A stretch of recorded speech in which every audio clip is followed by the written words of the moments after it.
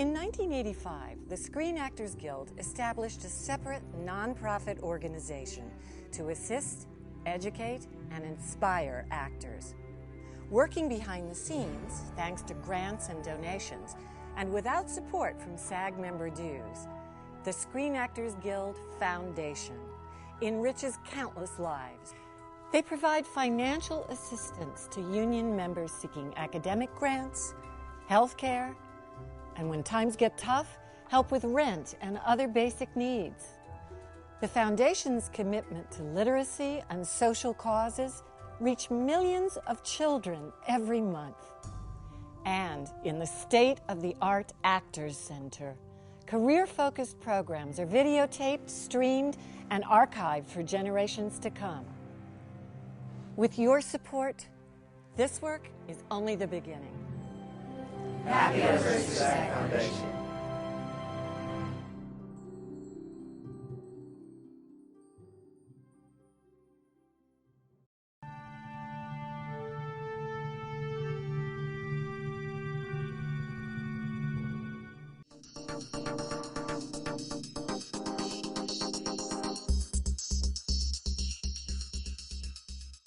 Hi, I'm SAG Foundation President and SAG National Board Member, JoBeth Williams. And I'm SAG Secretary-Treasurer Amy Aquino, along with SAG President Ken Howard. It's our pleasure to extend a warm online welcome to the SAG membership joining us for this seminar. We're excited to bring you valuable business of acting knowledge in this Life Raft live stream event. And remember, you're a part of this event. Anytime during the live program, you can email your questions to the moderator at liferaft@sagfoundation.org or tweet your questions using the hashtag LRLS. And let us know your first name and your city, too. When you have finished viewing this Life Raft event, please make sure to fill out the anonymous online survey on the viewing page. Your feedback is crucial to the growth of this innovative program. Before we dive in, it's important to note that the SAG Foundation is a non-profit organization funded solely by grants and donations, not by guild membership dues. So, if you would like to help support the Foundation's dedication to assisting, educating, and inspiring actors, go to the SAG Foundation website and click on the pink Donate Now button on the right-hand side of the page to make a tax-deductible gift. Now, sit back, relax, and take notes. And in case you miss anything, each live stream seminar will be archived in the SAG Foundation video gallery. Thanks for joining us. The SAG Foundation and the Screen Actors Guild are moving you full stream ahead.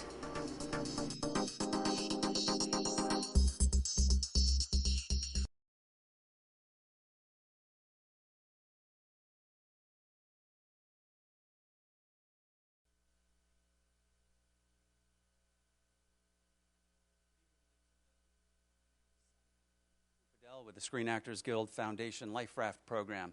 I'd like to join welcome our online audience joining us tonight. A couple quick things and we'll get going here. I'd like to first of all thank the Screen Actors Guild Foundation and the Screen Actors Guild Union for this Full Stream Ahead partnership that we have done every Tuesday night until today, April 27th. So this concludes this particular series of the Full Stream Ahead Life Raft program. So thanks to SAG and the SAG Foundation for that wonderful partnership. Although we love our guests that we have tonight, we just want you to know that anything they say tonight doesn't necessarily mean an endorsement on the part of the Screen Actors Guild or the SAG Foundation. Anything of importance to you, we invite you to seek out your own counsel and make your decision yourself. Having said that, so we also have a little special raffle tonight for our online viewers. We have 2 subscriptions to CastingAbout.com for 6 months. To 2 randomly picked online viewers who email in their questions tonight, and we'll announce those at the end of the evening. So make sure to send in all your wonderful questions. Okay, so let's get going tonight. I'd like to introduce our moderator tonight, Carrie Wiita. Carrie was most recently cast as a series regular on the NBC sitcom pilot The Strip. Come on out, Carrie. Welcome. Carrie has, Carrie has tons of experience and knowledge in the acting industry here in Los Angeles and has been acting for quite a while and went to UCLA. So welcome, Carrie. Thanks for coming. Yeah. Our next panelist is Blair Hickey, who is also an actor and co-founder of CastingAbout.com. Come on out, Blair. You can see Blair on Heroes, Medium, How I Met Your Mother. Thank you, Blair. And his partner in crime with CastingAbout, Brian Wold. Come on out, Brian. Brian's an internet and marketing specialist and co-founder of CastingAbout, and he can talk about the online presence and how to best market yourself online tonight. And we also have Tammy Lynn with Spotlight PR. And come on out, Tammy. Welcome. Tammy's the head publicist of Spotlight PR Company, which is a boutique public relations firm that offers a la carte services to actors and entertainment professionals. So there'll be some wonderful resources there until you can't afford that monthly retainer for the and she's going to help you get there. Also, we have Stephen Meade returning with us tonight, who's done a marketing life raft with us many times. Please welcome Stephen Meade. Thank you so much, Stephen, for coming. Stephen is founder and CEO of BigBamboo LLC, and he's principal and founder of that company, which is basically a holding company and forms several other companies, and he markets and gets those companies up and running. He's going to talk to you about how to approach your career from a business perspective. Thank you all for coming, and I hand it over to Carrie Wiita.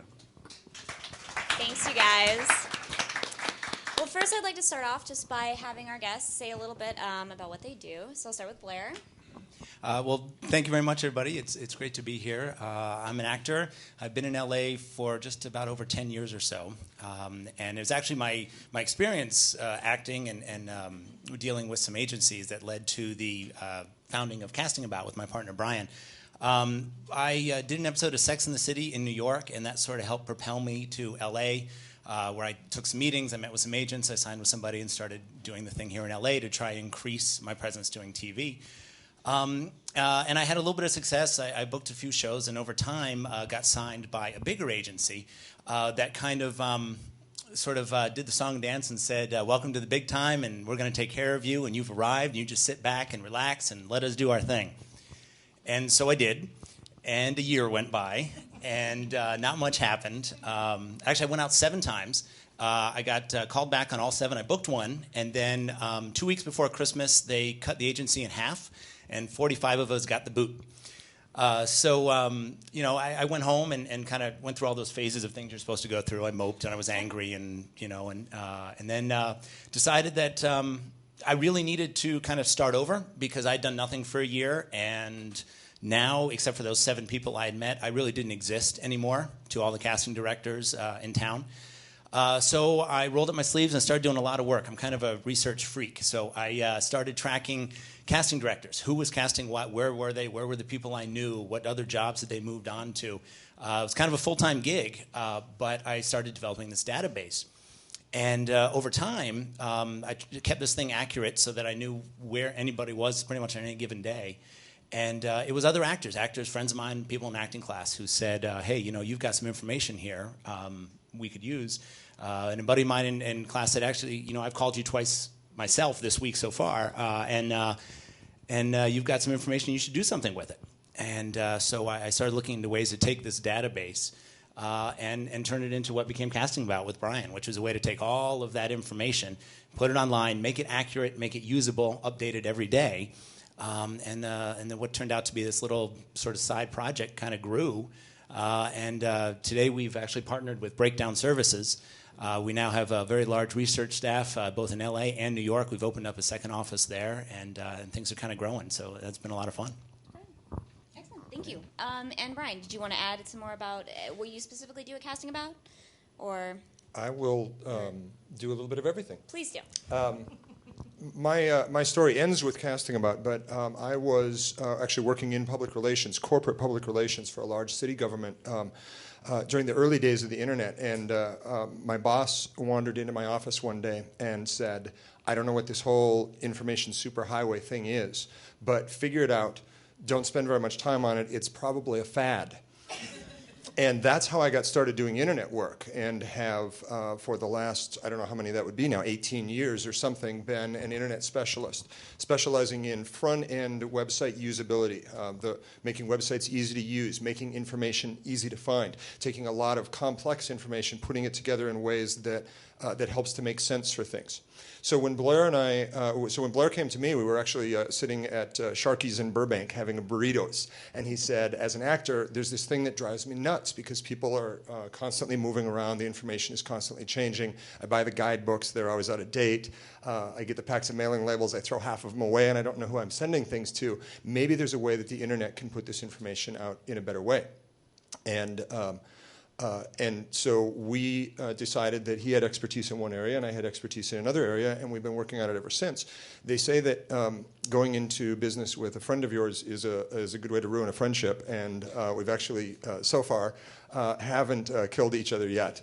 But we're excited to be here today, and I'm certainly able to talk about actor marketing, both from an internet perspective in terms of what kinds of things are available, and also from the CastingAbout perspective and the things that the types of information we provide. Great, thank you so much. I have a lot of questions about that. So, next, Tammy, do you want to give us a little bit? Hi, everybody. I am Tammy Lynn, and I grew up an actor. I'm from here, LA, so I started out young in commercials. And years after college, I went to New York and was acting there, but also had to get a day job. And I landed at a corporate PR firm. And from there, I fell in love with that. And when I moved back here to Los Angeles, I kept acting and meeting actors and hearing what they needed, and kept thinking to myself, wow, I have a lot of knowledge about PR and how that can, from the corporate world, I wonder how that crosses over into entertainment. So a couple years ago, I decided to work with a few of my friends as they booked a guest star or a small role in a feature film. And we put together some press releases, and it started to work. And it was very simple, and it was very effective. And that's where I decided, you know, this is something that I don't think is out there, because most people, when you think of a publicist, it is a 3-month commitment, and it is a boatload of cash. And I decided, rather than doing that for the working actor, such as probably a lot of you, you can't afford that, and you don't really need a full-service publicist. You need somebody to help you with what you've got going now, whether that's a web series or a supporting role or maybe a recurring role in something, but you don't necessarily need to walk the carpet and do the party scene, because nobody's going to really know who you are anyway. So yes, you can take the photos, but where are they going to go? Nobody's going to use them, I'm sorry to say.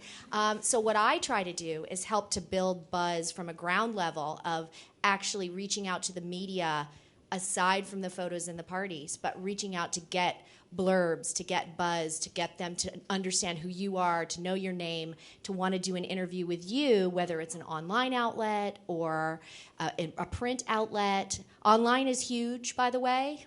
Talking about internet. It's a huge resource, and is the fastest growing in PR, in marketing, and I think in general. So use that. And so a couple years ago, I actually formed Spotlight PR, and that's what I'm doing now. Thank you so much. Stephen. I joke that I say I never had a job, but it's actually just because I'm unhireable. So my background is I've always started companies, and primarily what we do now is I come up with ideas for companies, and I recruit advisors to tell me all the reasons it won't work. So I sort of reverse engineer things, and I build companies around gaps that have never been done. But what I've really got an expertise in is networking, not around the internet side, which I know very well, but really one-on-one, how to get introduced to the exact person you want at any level of any company, anywhere in the world, through a credible introduction, which to me, one-on-one introductions are a lot more effective if you know how to do it. Part of it comes down to just knowing who to ask for and how to position yourself. And I do that within the companies I build, and then I do it for other people for free, just teaching some simple techniques. And that's some of what we'll cover tonight. Thank you so much. Okay, so the first question I have kind of goes out to everybody. Tammy, I'd written this for you, but my question is, what, if anything, does an actor need fundamentally to start with to start marketing? Is there a bare minimum of things that an actor needs to have, such as either representation, union status, or is it? Well, related to the press, and if you book something, the things that you kind of need in order to go out to them with, I can speak to that. You have to have a bio, and you have to have one you love. And this is probably, I think, the biggest hurdle for actors. Most actors that I work with hate their bio, and that's a problem. What I tell people is that rather than just reciting all of your credits in your bio, make it a story. It's the story of who you are. And it doesn't have to be chronological. It should speak to where you've been, and where you come from, and how you got to where you are now. It can include some of those credits in there, like highlighting ones that you think really changed your career or moved you in a certain way or depict exactly who you are as an actor. Absolutely. But it should tell the media something they don't know from reading just your resume or looking at your pictures. It needs to tell the story, the other story. And remember, anything you put in that bio is fair game for them to ask about. So be comfortable with everything that you put in it or don't put it in. That's fine too. I think a website, I think you have to have a place for, media tends to want to see your photos if they don't know who you are. They want to maybe watch a demo reel if you've got a link or some sort of footage that they can view, because typically when you're working with me, you probably don't have clips available from the current project, but hopefully you'll have something that they can sort of view and watch so they get an idea of who you are and the types of characters you play. Photos, you got to have photos available that I can use, and if they're taken by a specific photographer, we can credit that photographer, but just make sure I know those kinds of things. Out of curiosity, would you say that a bio, it sounds like you need tools. You need the photos, the website, Yep. things to sell. You were also saying a bio. Now, we were talking a little bit before about the type, your type, and how a bio seems to be a way to sell your type. It is. Okay, what I was telling the group earlier backstage was often when I start working with somebody to craft a new bio, I send them a list of questions. And it's sort of basic so I get a feel for who you are, because I think the biggest problem, too, is you may not realize what your story is because you're too close to it. So often I see it right away. I can read it and say, oh, well, this happened to you, and this happened to you, and this happened to you, and these are the types of roles you play. Hello, it all is a corresponding right here, A to B, right? But when I ask an actor, tell me the types of roles that you play. What do you usually get cast in? What do you like to do? What do you see yourself as? Half of the time I hear I'm a chameleon. And while I know you all are fabulous and can probably do drama and comedy and edgy and indie and commercial and whatever, that is so broad and general. It doesn't help me, it doesn't help you, and it doesn't help the media or casting people or anybody else figure out how to cast you or how to market you or what to do with you. So think more specifically on the roles that you play and what you see yourself as. There's probably a through line, even if they seem worlds apart. So for everyone now, would you say that it's fair to say that that is maybe the starting point for any marketing strategy, is to know what you're selling? And that's, maybe Stephen, if you want to speak to that, is that it sounds like to start, before you can even set out a strategy, to determine what exactly it is that you're trying to sell. No. Tell me. Before you go to set out a. But the answer is yes and no. I agree with this, but dealing with the entertainment industry is interesting, because when you ask somebody what they do, it's, oh, I'm an actor, I'm a director, I'm a producer, and you there's a tendency to want to say you do all of these things, right? And my comment is there's two things. One, figure out what you really want to be. If somebody's standing here and saying 10 years from now, what do you want your career to be like? Is it, I want to be known for dramatic series or comedy? And if it's comedy, is it television? Or figure out 10 years from now what you really, really, really want to be, and then start crafting your message around that. However, there's a technique I use called deflect, defer, and disclose, which when somebody asks me what I do, I never answer, because I can be a chameleon. I have several different companies. There's so many things we do. One's in mobile, one's in software, one's in entertainment, one's I can be anything. So I ask a lot of questions of the other person. If they say, oh, what do you do? Well, we've got a couple different companies. Hey, tell me more about you. And I drill down, which if you're meeting somebody and you're meeting somebody that's a casting director, you can craft what you are to that person. And if they're a director, you can craft. So I kind of fall on both sides. Know exactly what you want, but ask a lot of questions, and then you can craft your message of what you are based on what somebody else is after you talk to them. That's very interesting. That goes back to the research you were talking about, Blair. Yeah, I think knowing who you're talking to, knowing who you're having this business meeting with is something that's really important. A lot of actors overlooked it. It's probably worth mentioning right now. I think it's something we're going to come back to several times, and you probably heard it before. It's not rocket science, but we're here tonight to talk about the business of acting and thinking of it as a business, thinking of yourself as a product. Sounds kind of crass, but it's true. I mean, that's what we're here to do. And everything we're talking about tonight is going to be about selling this product to the buyers, who are going to be casting directors, who are working on behalf of the producers. Or even if you're taking a meeting with an agent or manager, you are selling your product to them. So knowing who you're talking to, knowing what they need is crucial, is very important, because that's how you brand yourself. It's how you present this product in a certain light, because you need to know what they need. You're trying to sell your product to them. And as far as marketing materials go, if you think about yourself as a product, what do products need? They need a brand image. They need the box that makes people pick it up off the shelf. Well, that's going to be your headshots. It's going to be your resume. How do you brand yourself? How do you provide these marketing materials that are going to interest people and make them want to think of you or buy that product? And I think that's something we're going to come back to a lot tonight, is thinking of it as a business, thinking about how would you market a business, how would you brand an image, how would you sell that business. And actually the difference between sales and marketing is something I think we'll get into as well, because there's a slight difference there too. Just to bring it back to what Tammy was talking about, I think one of the things that I used to, back in the PR days, I'm going way back now, but back in my PR days, one of the things I used to talk with people about is, look, I can sell any story. I can pitch any story, but I can't pitch a dozen stories at once. And I think that's kind of what you're saying. And in a way, that's what you're saying too, is you want to talk to someone long enough to find out what story is going to stick with them. And I think that's one of the important things. We talk with actors a lot, and we say, look, you spend so much time trying to get agents and managers or casting directors or whatever to learn about you. How much time do you spend learning about them, finding out what it is that they're looking for, what it is that sort of resonates with them? Stephen is a specialist in connecting people to people, connecting on an individual level instead of this sort of mass mentality of I want to be friends with everyone.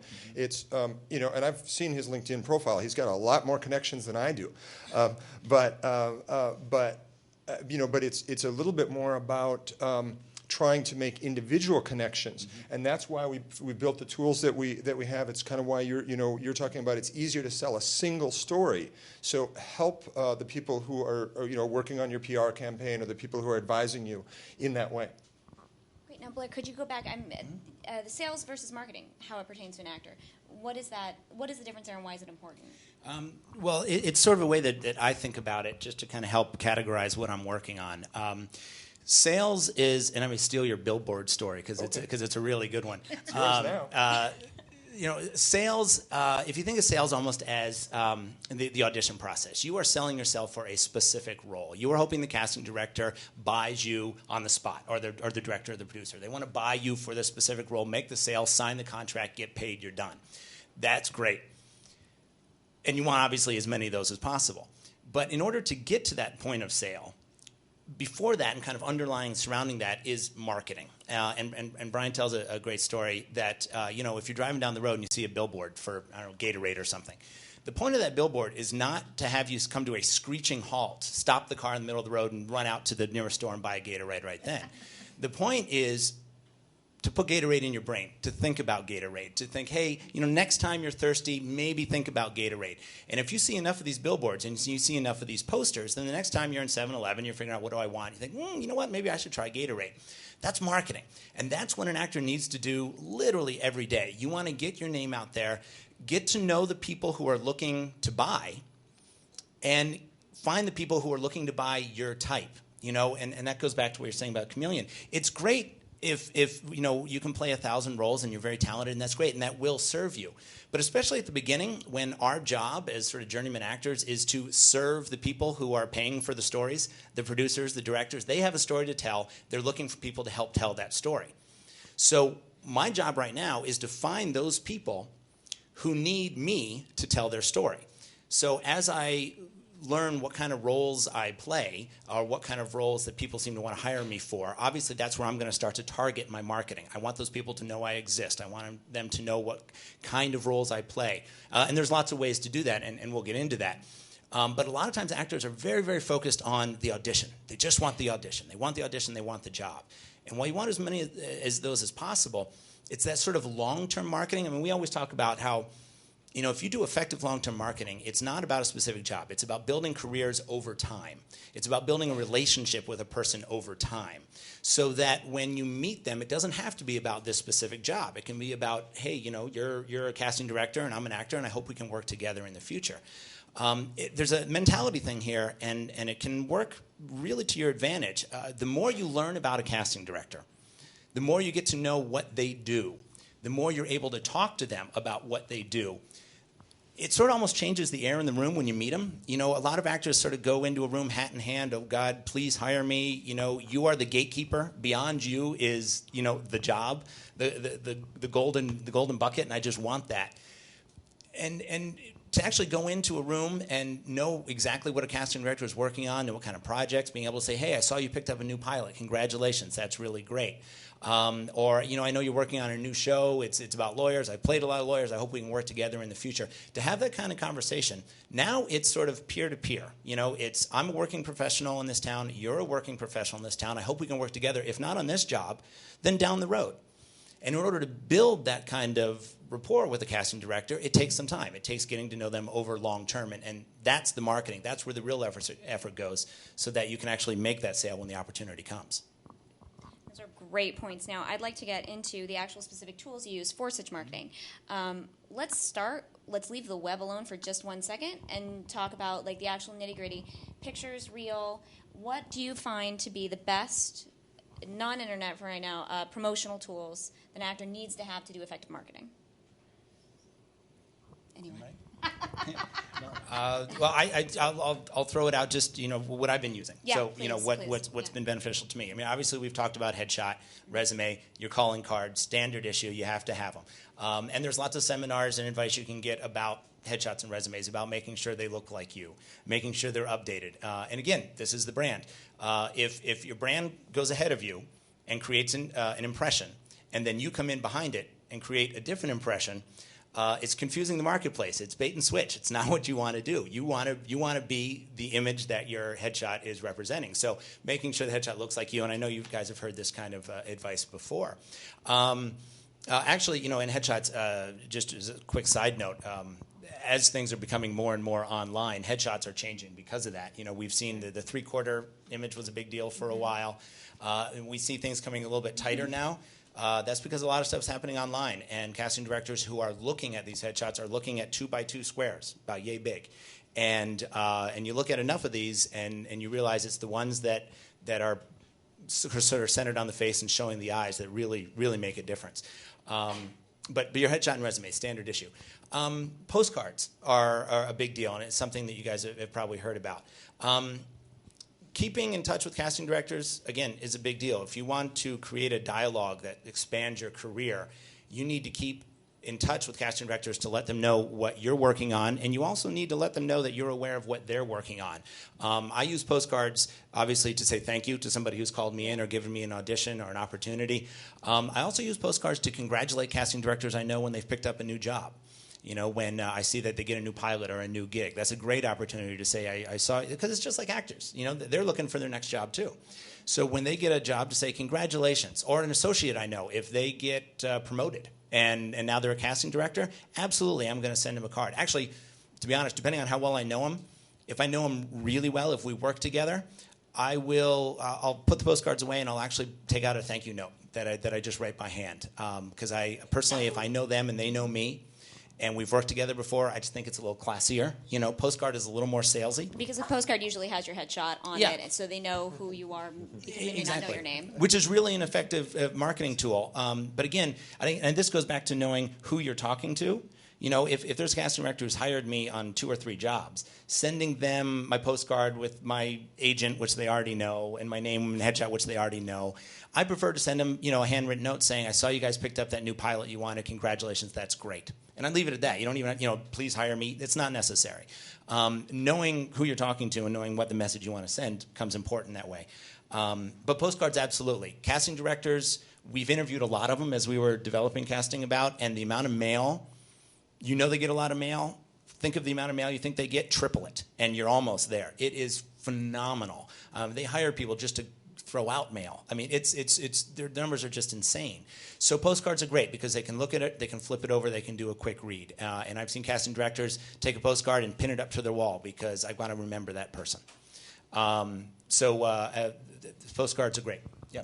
I just want to follow up on the postcard question. We were out in New York launching the New York version of CastingAbout because both Blair and I don't have a lot of connections out in New York. We spent some of our time meeting with some of the casting directors in New York. We were out in Tara Rubin's office, and we were talking with a variety of the casting associates there. And they said, one of the things they said that I thought was really interesting and relevant here is, you cannot believe how many actors send me something that says, "Dear casting director," or "To whom it may concern, please consider me for any possibilities that may exist." And she said, seriously, I barely have time to read the stuff that's hand addressed to me, let alone, I get something like that, it goes straight in the file. It's part of the reason why you want to find these kinds of tools that allow you to connect one-to-one, because it gives you the ability to get out a nice pen and, write by hand something that says, "Dear Jerry, enjoyed meeting you at the workshop," or "Thank you for bringing me in for the whatever." It gives you just that opportunity that maybe they're going to hold it in their hand for a few more seconds before it goes wherever it goes. Well, we've talked to casting directors who actually receive manila envelopes with a headshot inside. That's it. And they have a pile of them. These are the headshots that come in. We keep them because we think it's funny. No note, no anything, just a headshot. And again, and we'll talk about this a little bit more later, but I think, everything you send out has its own message and then it's subtext, and you got to think about that. You got to think about, what is the message I'm really sending, and if you're mass mailing out headshots to a bazillion people with no note, at some point casting director is going to realize that the subtext you're saying is, "Dear God, I'm desperate. Anybody, please hire me. Anybody." To that point, is there a point at which you can send too much mail? You send too many postcards. How do you find that sweet spot? Well, we don't advocate for stalking. That's right. Where we draw the line there. I think. No, I mean, this is a tricky thing, and it's especially tricky because you're so, all of you are so. You're here tonight on a Tuesday night. You came to this thing. You have a passion for your career, and sometimes that turns into just pushing and pushing and pushing, and it's something you have to be really be sensitive to. I don't think there's an answer. But we have sometimes seen people who've said, well, I do a mailing to my target list, the people I most want to meet, the 20 people that I most want to meet, and I do that mailing once every month. Okay, that might be okay. I do a mailing maybe once every 2 weeks to those people. That might be okay. I think a little more frequently than that, we're starting to get in the stalking side of things, and it is possible to use these tools to make a bad impression, and we certainly don't want to advocate for that, because those things linger a lot longer than the good impression that you've worked hard to make.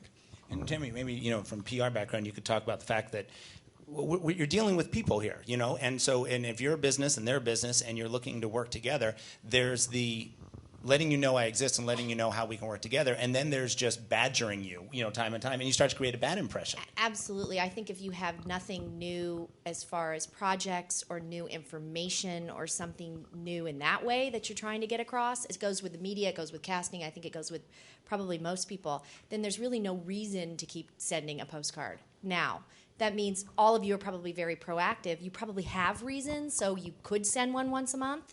I'm sure you probably have something that you've done. I want to go back, though, to the photos. For the media, which is what I am sort of here for, I always tell my actors or comedians or whoever is on a movie set or a TV set, take your own camera with you, because there's probably opportunity there for you to get a behind-the-scenes photo That doesn't necessarily mean that you're going to give away anything. It can be you in your trailer having somebody take your photo. It is just you on set. These are the types of photos that if we can get one photo printed, which they tend to do, a headshot type, maybe we can get a second one because we have a photo from being on set. So maybe we'll milk it for not just one picture, but maybe we'll get 2 out of it. And who knows? You can get more opportunity that way. So you might ask, though, of course, if you have signed a confidentiality clause and, you know, if you're on Lost, which I've been dealing with some clients on Lost, you can't give away anything, not even the episode in which you're going to appear on.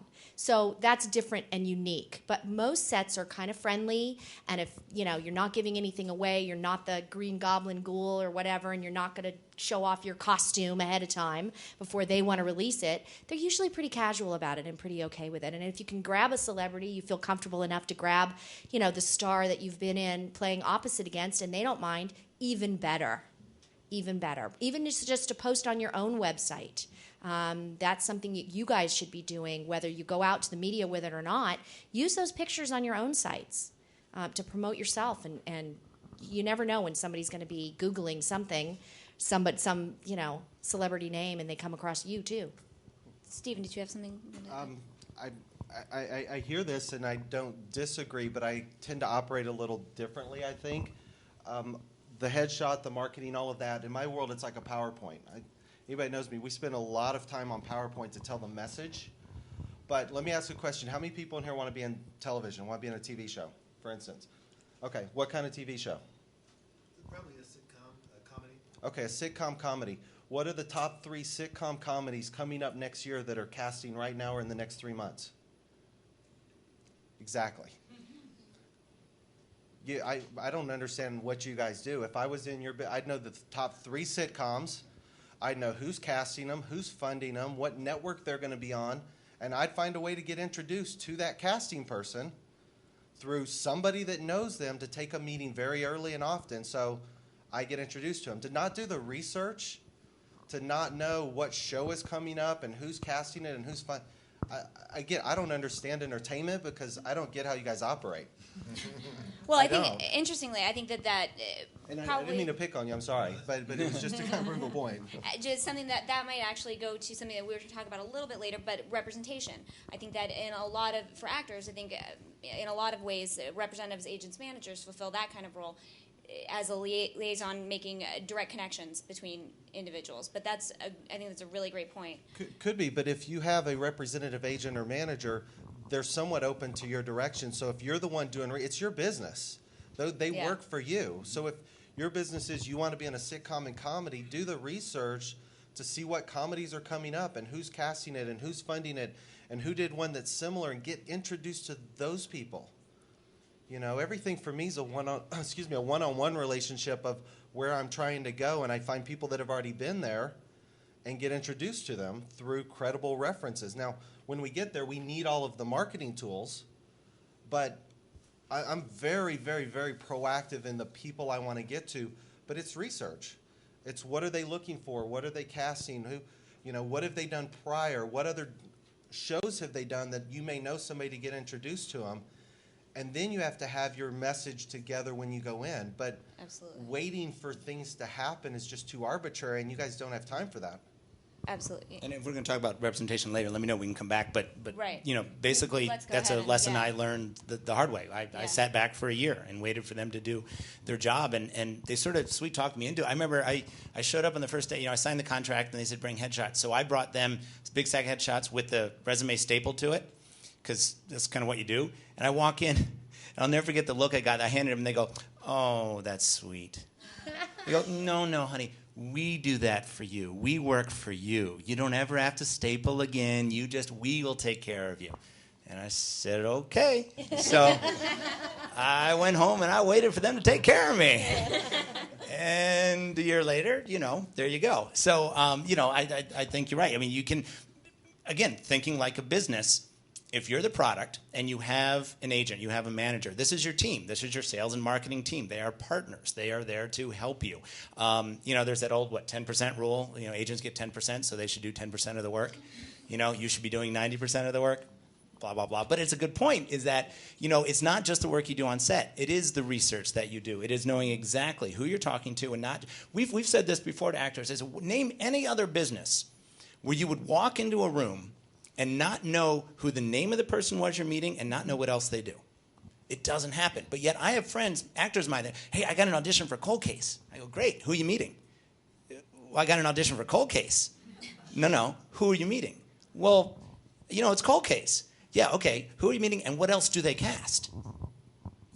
Not knowing who they are, not knowing the name, even going in for an audition and knowing the associate's name, knowing the assistant's name. Who are the people you're going to meet when you walk through the door? Who's going to sign you in? Wouldn't it be cool if you can just look up their name, walk in and say, you're Amanda, right? Nice to meet you. Thanks so much for bringing me in. You have just started what could be a career-long relationship with that moment. But yet actors walk in all the time. They walk in, they sign in, I'm here, work on their lines, go in, do it, and leave. Done. You just blown an opportunity. Maybe you get the job, that's great, but to start this relationship, to know their name, to know what else they're working on. And personally, actually, it's happened with me. I walked in once and said, hey, thanks for the call, I appreciate it. And by the way, I saw you guys picked up that pilot, and congratulations. And we left it at that. That was it. But 2 weeks later, I get a call to come in and work on the pilot. Maybe it's coincidence, maybe it's not. You just start that. It's about that kind of relationship. Absolutely. Yeah, and I think so. Networking obviously is the fundamental. That is what we're trying to do. So to get back, though, to the specific tools that we're using to try to get that done, I think that a big topic that I'm seeing here, we're going to get into the questions, individual questions later. Reels are a big question. Whether you absolutely need one for actors who are just starting out, don't have a reel together yet. Where you put your reel, how long should it be, that kind of a thing. Tammy, as someone who works with, I assume, a lot of different kinds of actors with different backgrounds, different things to offer, do you absolutely have to have a reel? Is it better to have any reel than, what is your kind of experience? Well, with regard to putting it out there to the media, you don't have to have a reel. And if you don't have one that you're proud of, it's probably better not to have one.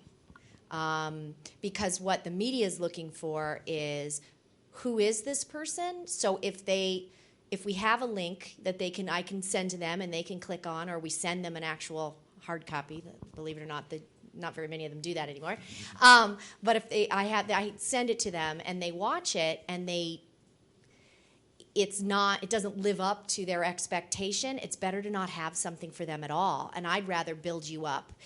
Because 9 times out of 10, when I'm talking to them, it's prior to whatever project that we're working on now is coming out. So it's not coming out for 2 more weeks. I'm pitching you. I can build.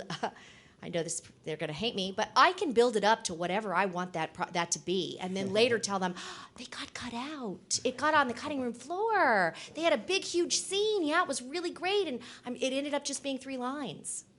But they don't know that. So that's part of the spin of it all. And I'd rather spin it on paper and using still photos and things of that nature and get them excited than to show them something that you're not excited about and doesn't really represent what you do well. Make sense? Yeah, absolutely. Now, and just going along with that, there was a question in here about a traditional press kit. Do normal working actors have such a need for such a thing, or there are 2 different types of press kits that I use. The first is a press kit that actually goes out to the press.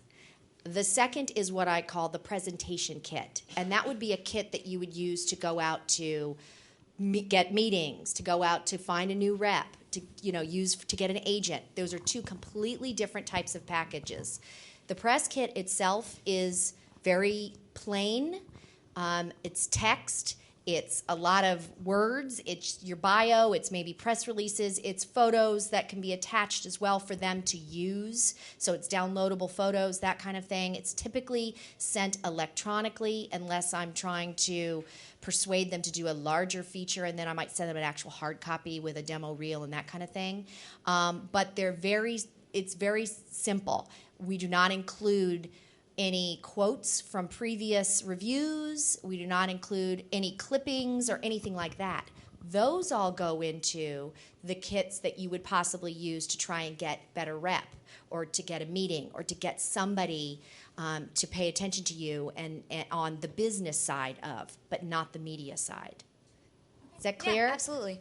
Now, does that cover pretty much all of the non-web-based, like hard promotional tools? Anyone?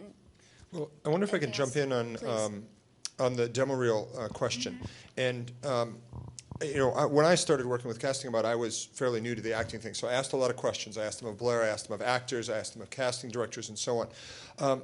Demo reels have changed a lot over the last several years. I see a few of you nodding over there and so on. But it used to be you had your media, whatever it was, and it said demo reel. It started with a black screen and it had your name on it. But now, for the most part, your demo reel exists on your website, where your name is already on the website.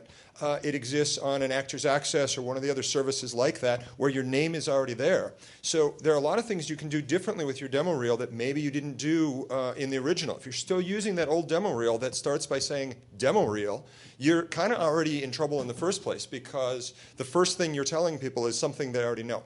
The second thing you're telling them is your name, in that black screen, which is something they already know. Cut it out. The first thing on your demo reel, one of the things that casting directors told me, and it was also repeated by other people I talked to, is that most casting directors, when they start watching your demo reel, they watch about the first maybe 30 seconds of your reel, okay? And then they decide whether to turn it off or not. So that second scene that's on your demo reel, it might be awesome, but they're not going to necessarily go that far. With the online services, you can now split your demo reel into individual scenes. So why have a single video that says demo reel when they're only going to watch the first 30 seconds of it anyway? Split your demo reel. Ask the online services to do it. Actors Access will do it for you.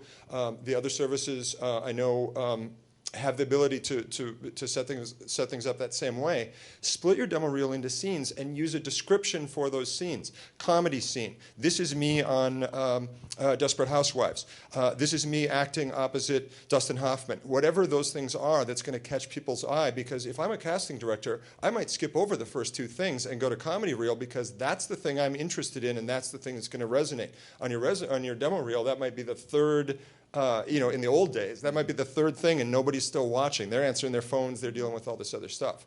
So I think that's some of the stuff that people told me seemed like pretty useful information. Yeah, the whole idea of demo reel is sort of evolved to demo clips now. Where because it's digital, you even DVDs, you can jump to a chapter, which is great. You can set it up that way, so you can have individual clips, and this goes back to the idea of knowing who you're talking to and targeting your message.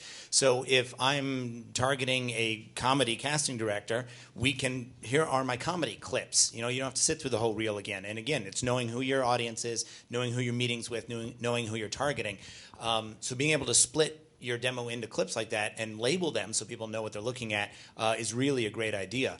And just something that I learned, Brian said the first thing that people see, we're talking about very limited time, 30 seconds. Is if they watch for 30 seconds, that's great. But I've seen a lot of demo reels where people, maybe you've got a great scene opposite a big star, and they do all the talking first, and then it cuts to you. I've seen the first 15 seconds of a reel. It's like, that's Sarah Jessica Parker, and I'm waiting. Or even worse yet, it's you're acting with somebody that's an unknown, and the reel starts, and the first 10, 15 seconds is not you. The reel doesn't. The beauty of it is you don't necessarily have to tell the story, the beginning, middle, and end. They want to see you doing your thing. So when you edit this, work with an editor who gets that and doesn't necessarily, if we take this out, they won't understand what you're saying because it's out of context. Yeah, maybe that doesn't matter. Let's focus on you, because we got a very limited amount of time to promote this product, to promote you. Now, going along with that, I would like to talk about the online presence. What are the best websites to use? CastingAbout. Besides CastingAbout. We have a lot of questions in here, and we're going to get to specific questions later, but a lot of questions about IMDb, IMDb Pro, best way to use those in marketing for yourself and how to market yourself on them. Facebook, Twitter, MySpace, the social media arena, and personal websites, LA Casting, Casting Frontier, Actors Access. Please tell me, because I would like to know, what are the best ones to have? Where should you be? Stephen. Please. But I'm the contrarian, so I'm going to say none of them. But again, everything for me needs qualification. We've actually spent about 15 months about to launch a business called Orion Nation, where the stars shine brighter, because of all the fake and misinformation. So as great as Facebook is, as much as you move up your profile, there's fake fan sites, there's fake Twitter, the gossip sites, OMG, Wonderwall, TMZ, even IMDb isn't really consumer interfacing. So they're great tools. I mean, the Facebook fan pages and things like that are good, but the reality is you can't bring in sponsors, you can't message out. There's a lot of limitations in the tools that are there. So I'm a bit of a contrarian because we've looked at the model of entertainment and think it's broken, and we're actually launching a site for the publicists and the celebrities to directly post content, 100% control their message, no fake fan sites, brands can directly sponsor it, you can aggregate into channels, which is a huge interest when you've got a charity event and you have a family and you have a comedy project. This aggregation of information to collapse the time frame for somebody seeing what you're about. So we've actually looked at what's broken in all of the models and have built a new one that we hope to launch in about 60 days. So I don't have a good answer because I don't think they work. But if they did, Facebook with fan pages is probably the best. Twitter's interesting if you build an audience, but it's very limited in what you can do and contextualize. LinkedIn, I don't think has any value at all in the entertainment space. As far as you guys who are your working actors, the Facebook fan page, the social media stuff, it seems to be able to get your name out to some audience, but is it an effective business tool at all? The social networking sites, have you guys felt like you've seen any, are they worth anything? Are they good? Should you put any effort into those sites, or should you put all your effort into sites like your Actors Access profile, your personal website? Well, I'll go out on a limb and say yes and yes. In all the spare time that you have right now, if you're a new actor who's just trying to get started, shaking the tree in a variety of different ways, sometimes you don't know exactly where the connection that's going to pay off is going to come from. There are a lot of actors who are experimenting with Facebook fan pages, who are experimenting with things. Now, I'm not talking about Ashton Kutcher, who is an established actor, and frankly, he can do whatever he wants to do, and it will be just fine, because he's got a juggernaut running behind him, and we should all be so lucky. I'm talking about the people like you and me who are not well known, who are maybe have a few credits to your name or maybe have no credits to your name, who are trying to build some kind of energy and who are trying to sort of make connections. There are a number of casting directors who are starting to get active on Facebook and who are being sort of actor-friendly on Facebook. We're pretty good friends with Bonnie Gillespie, who I think some people in Los Angeles know, who's a very actor-friendly casting director, and I hope it's okay that I said that because now everybody's going to go find her on Facebook and want to be her friend. If you don't know who Bonnie Gillespie is and you are a struggling actor or working actor, know who Bonnie Gillespie is, because actually know who she is and buy her book. I'm not, and that's just my own. I'm not getting any kickback from Bonnie, I promise. But she has a book called Self-Management for Actors. Self-Management for Actors. And Blair's not getting any kickback, but he is in the book, so No, you're right. I forgot.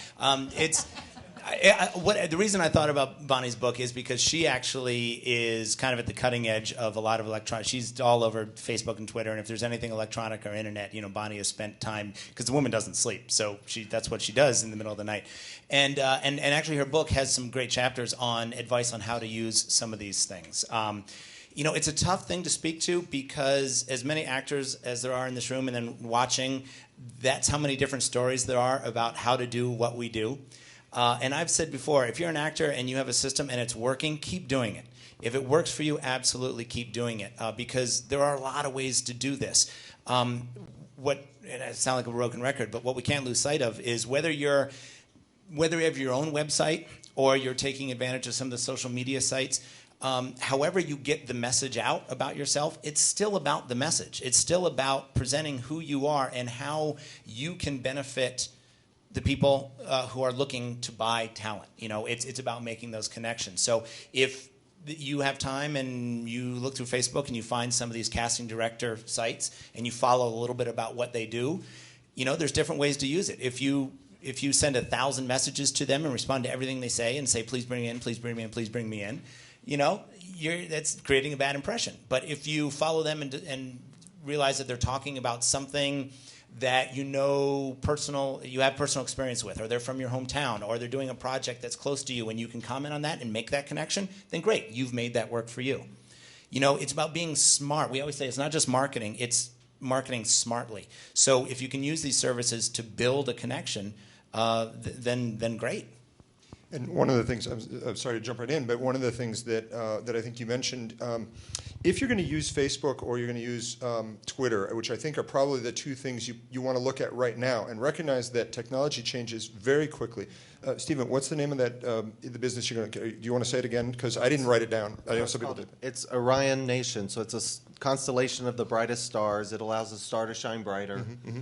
And so this may be the next thing. A year from now, we might be saying, don't do Facebook, don't be Twitter, go to Orion Nation. But if today you're working on those kinds of things, I don't want to know on Facebook or Twitter what you had for breakfast. A casting director doesn't want to know that you just went to the bathroom and it was painful. These are not the things, if you're going to represent yourself online, this stuff stays out there forever. And so if you're going to represent yourself as a professional, as a working professional. Be mindful of that. Now, it's okay if your buddy from high school is rude and crass and whatever, and that ends up on your Facebook page. We all get that. But if you're up there and you're representing yourself in some way, there have been a lot of news stories about people who didn't get hired because the hiring agency, the company that was looking to hire somebody, saw their Facebook page and said, "Oh, we don't want anything to do with that." You run the same risk. But if you can put information on Facebook or Twitter about that you're excited for an audition, that you're excited for the scenes that you've been working on with your scene partner in your acting class, these things represent you as a working professional. I think maybe it does nothing for you, but it probably can't hurt, and that's not a bad way to spend your time. Can I view it as the difference between proactive and reactive. To me, a Facebook fan page is like a PowerPoint, and again, it's similar tool sets but different. We spend a lot of time getting the message right. So Facebook to me is a representation of what you do and what you want to be in a reactive situation of when somebody goes to find you. Totally different than being proactive where you're finding the people you want to meet. Mm-hmm. Finding the people you want to meet. And again, I'll do it a different way real quick, and this is circling around. How many of you would like to be represented by CAA or some big agency? Okay, if I asked any of you which agent do you want within CAA, how many of you would know the name of the exact agent you want? Nice. One person, a couple. See, the real in all of this, in my opinion, is support material around what you do. So even with the Orion Nation, we're not discounting that. We've got a social media directory in. IMDb is great for all the stuff you've done. We're creating a site that says, here's the original content, but if you're a celebrity, here's your official Facebook, your official Twitter, your official Bebo, your official charity site. It's more of an official directory where you still use all the tools. So I'm not saying they're good or bad. You want to use all the tools, but it's different between reactive and proactive that starts separating you from everybody else. Steve, I think that's a great point, and I like the proactive reactive because it sort of circles back to what we were talking about earlier, which is, spending time getting to know about the people you're trying to meet as opposed to all our time trying to get them to know us. I think it's easy when we start talking about this topic, like, well, what online websites can we use to promote ourselves? If we're thinking online, and I do it too, and it's easy for all of us instantly to think, okay, what websites would help promote me? Whereas maybe we should all just stop and say, well, how about using some of these tools to actually do research on the people we want to get to know? Yes, there are your own website or having a profile, say, on Actors Access. There are ways to get your presence out there, and that should be done. But a lot of these, even social networking sites, spend some time thinking not so much, how can I use it to promote myself, but how can I do some research on people that I need to learn about as well. And in my own personal experience, and again, it's just there'll be exceptions to this rule, and other people will have different experiences. But in my experience, those sites are a lot more beneficial in that manner than getting my word out. I have a website, and I have a resume, and I have a profile and Actors Access that my agent can send out, and that's all great. Until I'm, a celebrity that people want to follow, something like a fan page or Twitter is not, I don't need to promote that way. I'd rather use it to learn about people that I need to go get. Right. Form my target list. I'm sorry, and again, this is just the inversion of exactly what these guys are saying is, I'd rather go find the Twitter of everybody I want to connect with and follow them than worry about whether they're following me. If they're following me, great. What do I have to say? But if I can get the Twitter of the casting agent and follow the industry, that's going to give me insight. If I get fortunate enough to meet them or get introduced, I'm following that person. So it's so much of it is back to just being proactive around the research of who you really want to connect to and getting to that person and knowing about them. And I think that also works for the media as well, and what outlets you want to see yourself landing in. Of course, there are those that I know we all want to be in Variety and Hollywood Reporter, but those are very specific ones. Those are trade publications, first of all. But as far as the consumer stuff goes, figure out what outlets do you think speak to what you're doing, the type of films that you're making. Are they more independent? Are they edgy? Well, so then what are the outlets that maybe would cover something that you're working on versus just the Joe Blow blockbuster over here? Because there are those very niche outlets, and there are lots of them online. There are a lot that cover, horror or sci-fi, or look for comedy, or that are very specifically geared towards the different genres that are entertainment is being created in. So start to discover those for yourself. And that's something that you guys can do now without having a project. Like what they're saying, do the research, figure out what kinds of stuff you want to see yourself landing in. Because it helps me to then create a real serious target list for you. Excellent. Now, I think that we are, does anyone know what time it is? I do have 1 hour. Okay, great. So, wonderful. Thank you. So, we are actually going to go ahead and start doing some very specific questions from the audience. We have a question here. This is for Blair from Nicole Bella. Are agent workshops where you pay to get in front of a handful of agents worth doing? And I think this question also applies to casting director workshops, like Real Pros, TVI, those types of things. Are those effective marketing tools for an actor? Especially lately, there's been some hubbub about the whole workshop thing because whether or not you're paying to audition or not, or paying to learn. I know there's some and different people are debating about that, and that's sort of that's an argument I don't want to be a part of. So I can speak from personal experience, which is when I first got to town, I realized that I was a new product in town, and what I wanted to sell myself as a New York classically trained actor with a really fun TV credit, with a TV credit. But that's how I was going to promote myself, And the message was, I'm new in town, and this is what I got, and I hope that we have a chance to work together. In order to do that, I needed to come face-to-face with casting directors, and the workshops presented itself as an opportunity for me to do that. And they actually have worked for me. I've met casting directors, and I've booked some jobs. More importantly, I've formed some relationships. I've met casting directors that I knew the face and the name, and they knew me. And sometimes years later, an opportunity comes up through my agent. Gets an audition for me, and I go in, and I know who they are. They know who I am because we have that connection. So in that sense, it has worked for me. I've learned a lot. It's having an opportunity to go in and listen to somebody else in the business talk about their professional experience, learning what it's like to be a casting director in their shoes, learning what it's like to cast their particular show.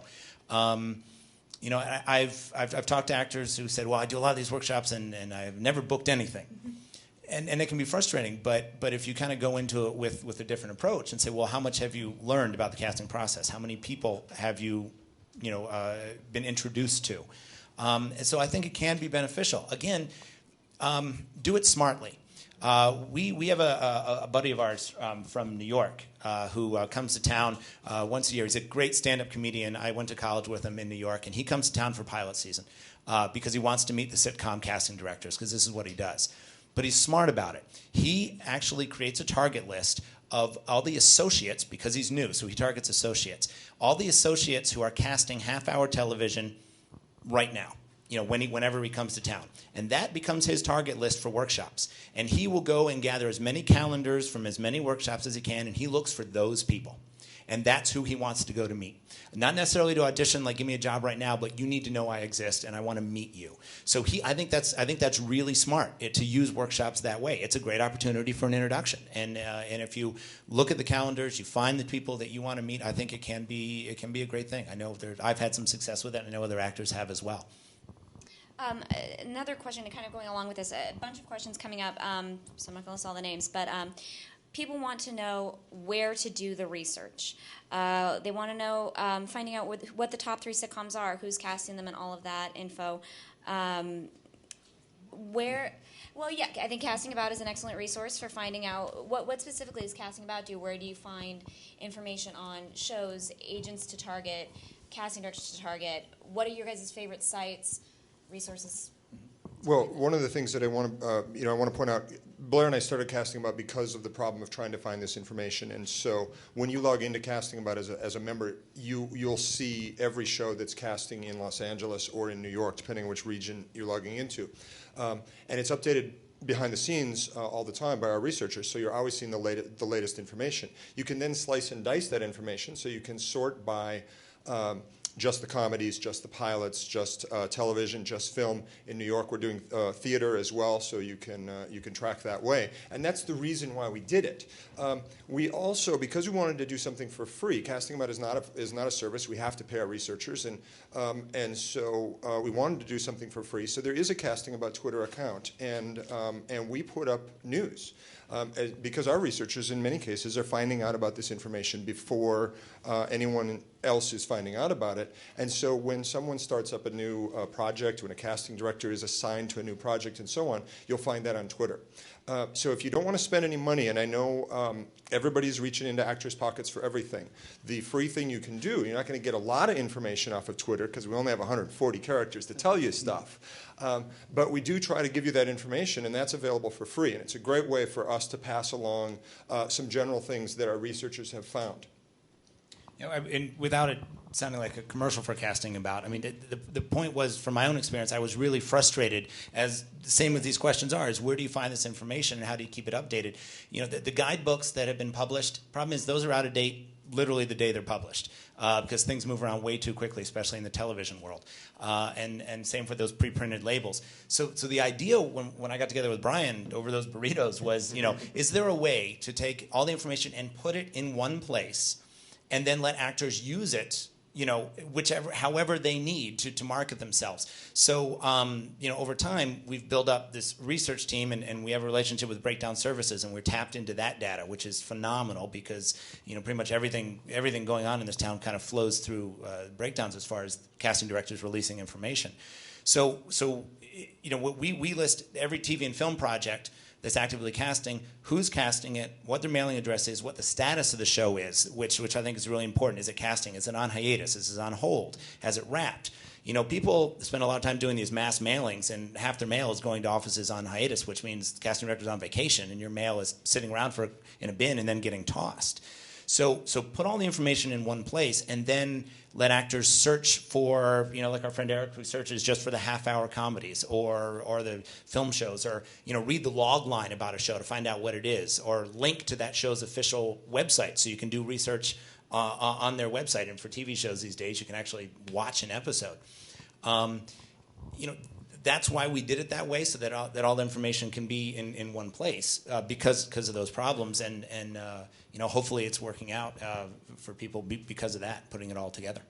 I think that there actually are quite a lot of resources, and one of these questions was saying that there are so many places to get the information, and it's hard to know which ones are reputable. I just read a great article that Bonnie Gillespie actually wrote. If you go to showfacts.com, Bonnie Gillespie does a column that's really great. She gets a lot of great information out there. I can't remember the name of the column. Somebody tweeted it. Is it Actor's Voice? Yeah. Thank you, Actor's Voice. That's the name of her column, right? Mm-hmm. Mm-hmm. So the actual article, I'm not sure what the title of that one was, so I don't know what to tell you to search for. If you guys follow me on Twitter, I'll retweet it tonight. I'll find it. But it's a great article. She actually goes in depth over like LA casting, breakdown services, Actors Access, whether or not to illegally procure the breakdowns, like different things like that. It's actually, and she tells you really the pros and cons of doing all that. The point is, like, there's just so many places to get this information, to do this research that they're talking about. That could be a whole seminar in and of itself. So, so thank you guys for that one. Here's a great question. This is addressed to everybody. What do you do to market yourself when you have a lull in your career, or when you need to start over, or I would say when you're about to start out? When you don't have something really specific to market, is that a good time to be trying to reach out to people, or, and if so, how do you recommend, like, you spin that particular? Again, if you think about, I think it's smart to have a message when you send it out. A lot of actors don't have a message at all, and they just send stuff, and we know that that's not good, that doesn't work. So sometimes it can be tough. What do I say if there is a lull? Depends on how long the lull was. When the agency dumped me and it had been a year, I'd been away from casting directors for a long time, so I could almost reintroduce myself. And what I did is I got some new headshots. I had just started taking a new class. And my message then was that I'd been away for a while. I'm back. I'm studying. I have some new headshots. I'm excited to work with you again and hope we have a chance to meet. It was an introduction. If you are brand new and you're training and when I first got to LA, that's the message was, I'm new here, but this is my experience, and because I'm new, I know you're looking for new talent all the time, and I hope we have a chance to meet because I'm new and you haven't read me yet. So I'm just in town. This is what I did in New York. This is my training. And if you're just starting out, hopefully you do have some training. You do have some background, and whether that's theater or you talk about spin. If you did plays in high school and one play in college, then your training's in theater. And I've trained in theater, now I'm LA, and I'm hoping to work with you. Position it that way. Worst case scenario, if you don't have anything to say about yourself, but you really want to meet somebody, if you know what they're up to, talk about them. That's the time to say, I just saw you picked up a new show. Congratulations. Again, it doesn't always have to be about us. Great. So sometimes that message can be about them. Yep. I deal with a little bit of a different lull, and the lull tends to be after, what are you doing after the project that I'm currently promoting with you? Because a lot of the media, 9 times out of 10, they're going to say, so what's up next after this film comes out? What I tend to tell people is, if you don't know, because often actors, we don't know what our next gig is, create one. And that can be as easy as, well, I've been working with my writing partner and we're currently developing a web series. It's about, have one line of, it's going to be about high schoolers back in a small town, and we're hoping to do something with it later this fall. Just have an answer. Whether that project ends up coming to fruition or not, or whether it's been in your head and for 10 years or whatever, is fine. It's in development in your head. But still have an answer, so that then there is no lull, because then it looks like, oh, they know what they're doing next. They're in the game. You have to look like you're in the game and you're constantly working, moving forward, and know what your next thing is. And the flip side of this, question from Justina for Tammy and Steve. She just wrapped a big project, a film that is set for theatrical release in November. She wants to know, when is it time to start promoting? She started right away after wrapping, but feels that it's not recognized because it's not yet out. So when you wrap a big project, when you do have something, how do you figure out when to start marketing? For the media, long lead publications, those are the print magazines, they need a minimum of 3 months lead time. For short lead media, which are your newspapers, your online sites, they tend to need less time, especially online. I'm working with people who have stuff coming out next week, and we just started. I tend to like a minimum of 3 weeks to start working on a project. But the more time, the earlier somebody contacts me, like I have people who've contacted me who have stuff coming out, big pictures coming out in November. And I tend to like to start 4 months prior, crafting the release, getting everything I need, getting everything ready to go out, and go out about 3.5 months prior to long lead publications. Those are the ones that are going to do larger features and things like that, because that's when, let's face it, they hit the stands a month before the issue is even dated. So they're printing 2 months prior, so they have to close the issue 3 months prior. So you really want to get to them early. The rest of them can all be then after, within that 3 months leading right up to. Keep going and build the momentum that way. Did you have something you wanted to add to? I don't know if I want to add anything because I don't know that I fully understand the question. Not coming out of entertainment, because I listened to it and thought the publicity side I get, wanting to do, but my mind's always into what's next. So the idea of I wrap this, it's going to come out, they're going to do publicity. Me worrying, again, this may not be relevant, but I'm less worried about trying to get publicity or promotion for something that's going to happen 3 months from now than I am about trying to find the guy who's doing the next project 3 months from now. So my mindset's always a little bit differently, but I'm constantly starting over. I mean, we just started something 90 days ago, and I have to develop all new relationships in the environmental space, and it's environmental and green. And for me, it's about how do you develop the relationships? Who's the most environmentally friendly? Who are the top 10 companies? Who are the top designers? And what I've done in the past is going to show itself, but I'm more worried about what can I do next that I can control. Great, and always looking forward to the next. Yeah, I'm a forward thing. There's no future in the past, all that kind of stuff. So. I will say on that note, and I understand what you're saying. However, I would never rely, unless you are the celebrity starring in whatever project it is, do not rely on the studio or the network to do your PR for you, because their job is to get the celebrity on Good Morning America or in, Glamour magazine. It is not to get the supporting cast. So that you're going to be left on your own, even if they tell you, oh, we'll help you, we'll try to get you something. Yeah. It won't happen. I guarantee you it won't happen. It's really hard. So while you're looking for your next project, you do need to be thinking about promoting that one you just finished. And again, I'll bridge the gap. If I know that in my business, then I'm finding the people who are going to do the promotion that I can get introduced to get in front of them to take the steps. So I'm not saying it's black or white, but everything for me is about getting to the person who I want to get to further my goal. And if what I need to do is publicity, I'm going to find the PR person. With Orion Nation, I mean, we were just with Michael Nyman and Sandy Grushon, Jimmy, and all these legendary guys in entertainment that 9 months ago I didn't know, but we figured out, hey, who do we need to make this business successful? It's not the actors, it's the agencies, not even the agents. And we learned how to get to the agents at the highest level because they're the ones that make our business. So it's for me, it's all about really figuring out who you need. And if what you need is publicity or a casting agent, figure out how to get to those people. But your first step is you have to know who they are. You can't say, oh, I want publicity, I want to be covered. It's what's the best industry? Who's going to pick this up? Which magazine? In my mind, so myopic, when you mentioned the book earlier, the first thing I thought of is who's the editor, who's the publisher, and how could I get to Bonnie if I wanted to? So it's just how do you collapse timeframes? Blair, did you want to? Yeah, just real quick, as far as marketing to a casting director, sometimes if you have a project that kind of has a long lead, you wrapped, but it's not coming out for a while, use that to your advantage. Exactly. You can contact them twice, because especially if you shot on location, what a great message. Hey, I was just away in Utah shooting the film. It went great. I'm back in LA. It was a great experience, and now I hope I get a chance to read for your current project or whatever it may be. I just got back in town after shooting where I played a lawyer, and I saw you just picked up a new show that takes place in a law firm. Boy, it'd be great to meet and read for you. There's your first contact. You just wrapped. You just got back in town.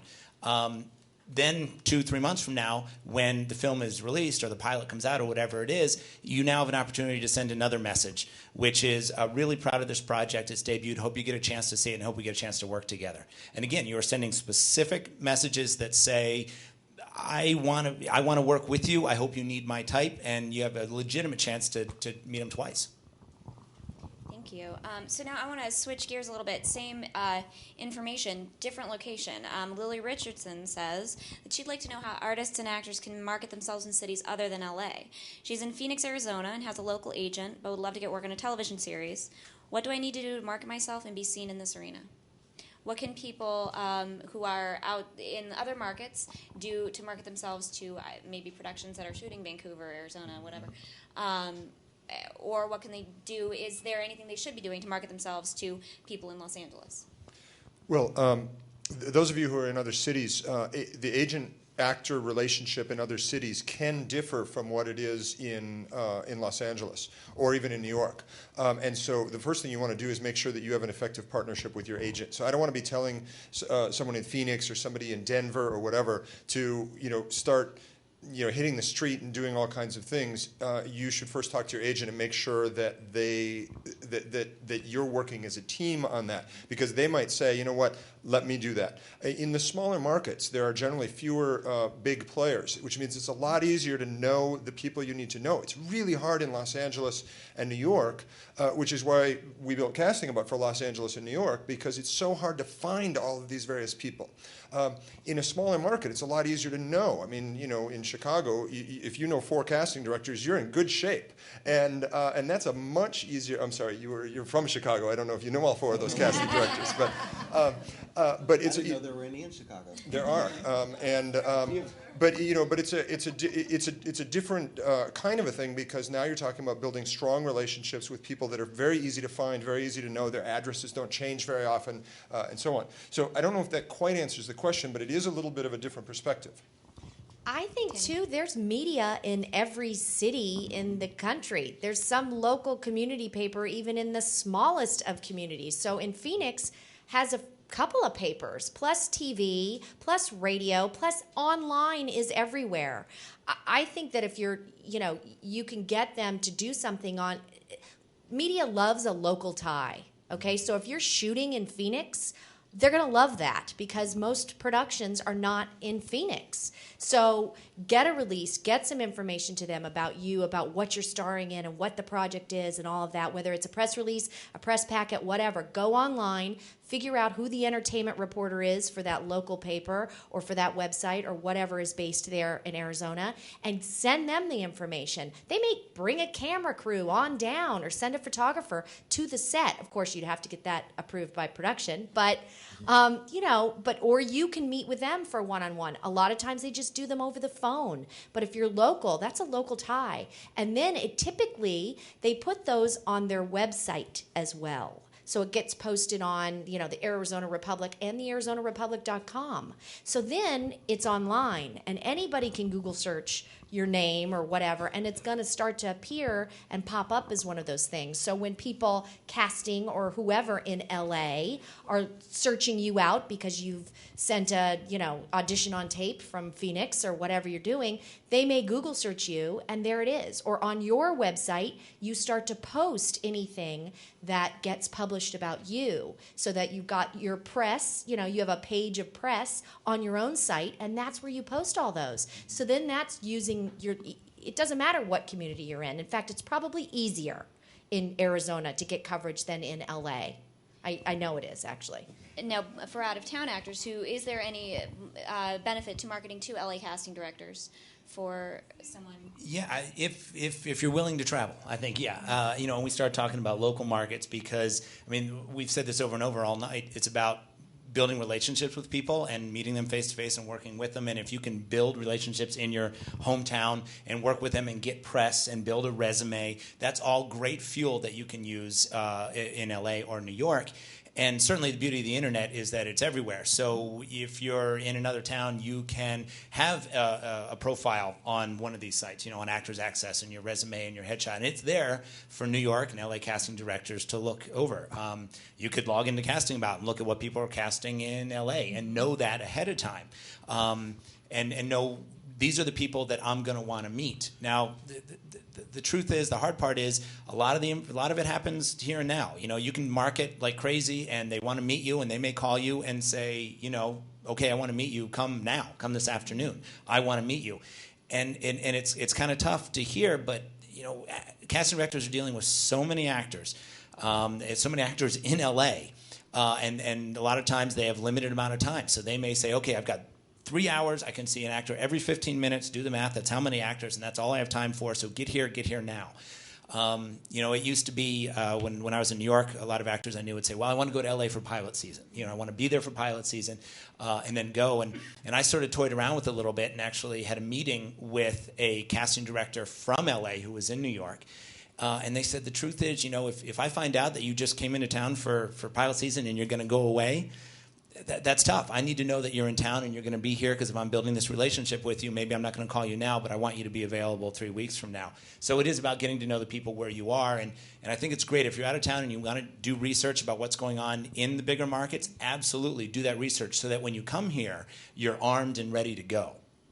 And I think similarly, doing the research to find out what is shooting in your area, because a local hire is someone, a lot of times big movies will cast their leads out of LA or New York, but shoot in New Mexico or whatever. And the local hire is someone who's hired right out there, and they're usually smaller roles, but hey, then you're in a film. And is that the kind of information that you can find, say, on CastingAbout? I mean, it's not the kind of information you can find on CastingAbout. We track at this time Los Angeles and New York. So if it's casting out of Los Angeles or if it's casting out of New York, there's been and if it's casting there, if it shoots somewhere else, we'll still cover it. Sure, but it has to be casting in one of those two towns.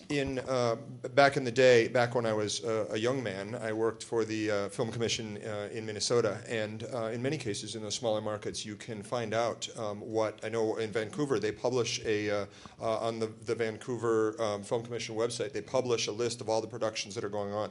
Many of the local film commissions do that automatically, and so in your market you may be able to find that information very easily. Now that you've got that information, it comes back to what Stephen was talking about. These are the people that you need to find a way to meet. You need to find a way to get an introduction for them. You need to make sure that you're in front of them, and that's going to depend on what market you're in and how you can do that. Can I make, because there's a constant theme here, and what I think may end up happening is people go, well, is it easy to get a meeting, or if I do, I wouldn't know what to say, or I hear this a lot with people talking about agents going, well, I'll get to an agent when I have more credits, or, there's this tendency to want to wait until X, and you don't know what X is, so I'm a big proponent of three things. One, take meetings early and often. Take meetings early and often with people long before you're ready. But two, go to it with the humility to know you're not ready. Don't go to them looking for a job. If I get introduced to somebody at a really high level and I was in your position, if I got introduced to the exact agent I wanted at CAA or a casting agent, I would have the tendency to go in and not only thank them for taking the time, but say, I really just want to learn, what would somebody like me to do at this stage of my career? What would I need to do to maybe one day get to be represented by you? What would I do to maybe one day get casted? What are the top 3 things you're looking for? Use the opportunity to interview that person to find out what's important to them, and then go get better instead of just pushing yourself on, because there's a million people out there pushing. And then the third question that I'd highly encourage all of you to ask, and it's one that people are afraid to ask, but I'd ask them, what are you working on right now that if I run across something might help you? And our tendency is we don't have enough self-worth. We go, oh, well, we're meeting with so-and-so. Oh, my God, what could I ever offer them? Well, you don't know till you ask. And I taught somebody this, and the guy was actually at casting. He goes, well, we're doing something in Shreveport, Louisiana. Have you ever been there? And the girl's like, well, yeah, I grew up there. What do you need? So just asking the premise of if there's anything I can do, but what it does is it keeps the door open for you. If you know what that person's looking for or need, then you can say, hey, is it all right if I run across somebody, can I send them to you? And then it's not about you. You're actually worried about what the other person's doing and trying to help but you've got an open door for somebody else. So this concept of taking a meeting isn't about you as much as it is about opening the door for a further relationship. But asking those questions really separates yourself from other people. I think that's actually a fantastic attitude to bring into going we were talking about earlier, the casting director workshops, agent workshops, where I think, unfortunately, a lot of people go into those workshops thinking, I'm doing this to get an audition. I'm doing this to get an agent. When maybe it would be most effective to see that meeting and getting in front of those people as setting the stage for something, a relationship down the line, as opposed to jumping straight into it. So another question from Michael Gabriel. He's got a question about kind of going back to the chameleon idea that we were talking about earlier. He has long hair at the moment, but we'll cut it for the right part. He also has pierced ears and wears a large plug earring. If he removes the earring, he has an entirely different look. So his question is, what do you do for a headshot? Is it okay to have a large photo on the front and maybe 2 or 3 smaller ones on the reverse side to show how I look? Very preppy with short hair and no earrings, and very hip with long hair and with the earrings.